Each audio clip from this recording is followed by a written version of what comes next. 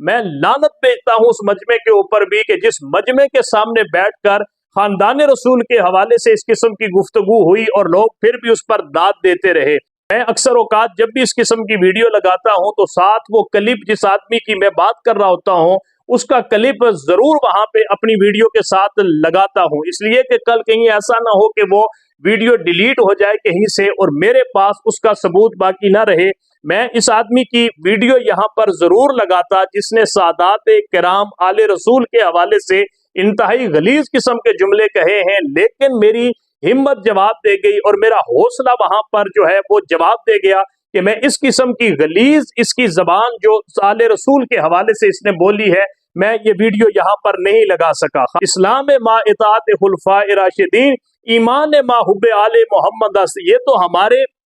ایمان کا حصہ ہے کہ ہم حضور کی آل کے ساتھ محبت کرتے ہیں۔ اس آدمی کا ایمان ہی نہیں ہے کہ جو آل رسول کے حوالے سے اس قسم کی گفتگو کرتا ہے۔ پنڈی راول پنڈی کے اندر یہ واقعہ پیش آیا، راول پنڈی ہی کے ضلع کی ایک تحصیل کوہٹا کے اندر جو ہے وہ انتہائی غلیظ قسم کی گفتگو ایک آدمی نے تحریراً جو ہے وہ حضرت امیر معاویہ رضی اللہ تعالی عنہ کے حوالے سے کی۔ بعض ناعاقبت اندیش یہ سمجھتے ہیں کہ ہم اہل بیت کی گستاخی کریں گے تو صحابہ کی حب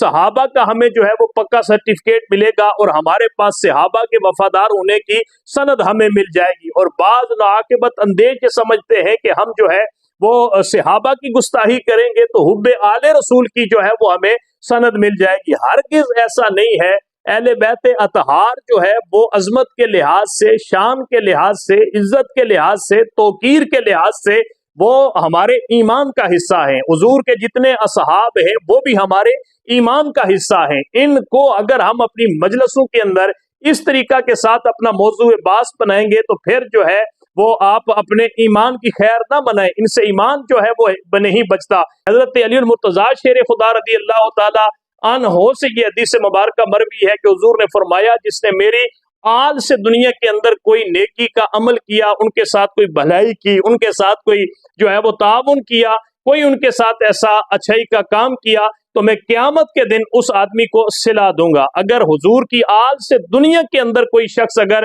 ایسا عمل کرتا ہے جس کا صلہ قیامت کے دن حضور عطا فرمائیں گے تو وہ گستاخ جو آل رسول کی گستاخیاں کرتے ہیں، سادات کرام کی گستاخیاں کرتے ہیں، ان کے ذہن میں یہ بھی ہونا چاہیے کہ کل قیامت کے دن رسول اللہ کے سامنے کہیں ہمیں رسوائی نہ اٹھانی پڑے۔